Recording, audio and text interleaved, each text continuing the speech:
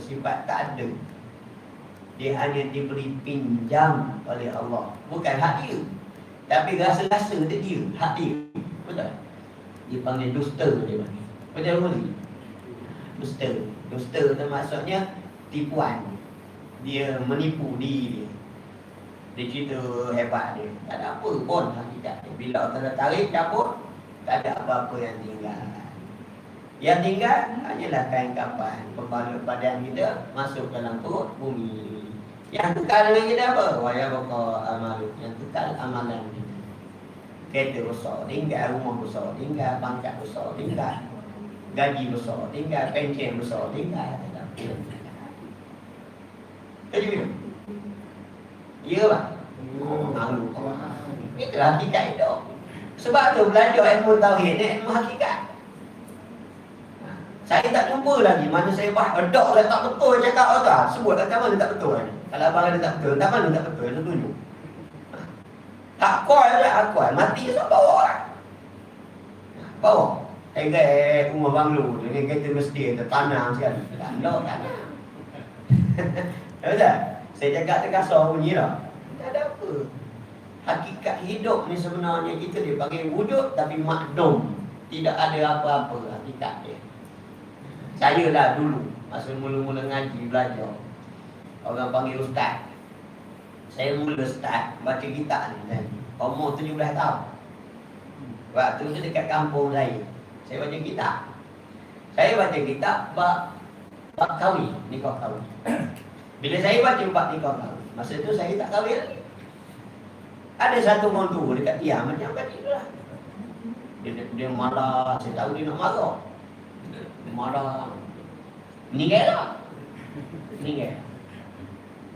Baca cerita nikah. Awak bukan nikah lagi. Nikah dulu. Nak cerita buat nikah ni. Nak mula ke bini nak apa. Tak pandai sangat.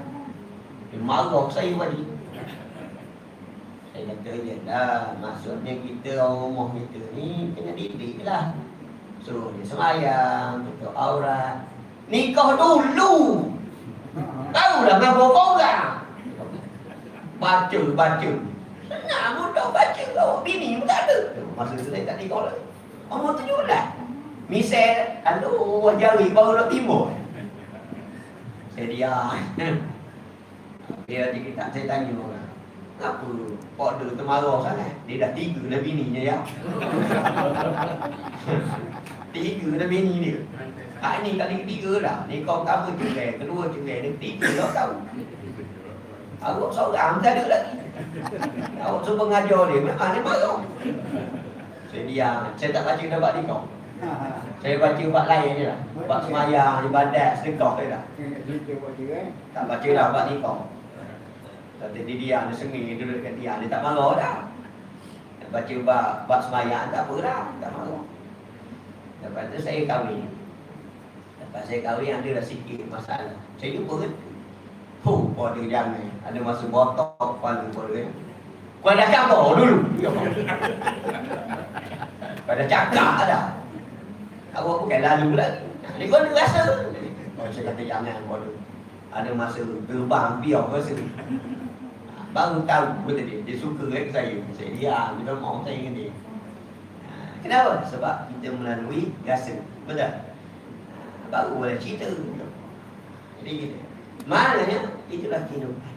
Bila kita lalu, kita rasa, kita menghadapi. Ada ketika Allah beri, ada ketika Allah ambil. Barulah kita tahu dan faham. Bukan sekadar tahu, faham. Ada kita? Itulah kita. Nanti sampai masa nanti Allah Ta'ala cabut balik. Betul? Satu-satu dicabut balik. Akhirnya kita pun kena cabut nyamuk. Suyuk. Habis. Itulah. Itulah hakikat dunia ni. Tahu hakikat dunia ni? Itulah dunia. Kata dia Hindustan. Hadad dunia. Itulah hidup. Habis saya nak undi sikit. Al-Qidam. Maknanya, maksud Qidam. Maknanya Allah Ta'ala itu sedia kala. Apa maksud sedia kala? Telah sedia ada. Sifat Qidam ini ibarat daripada menafikan adanya permulaan pada Allah, wujudnya Allah.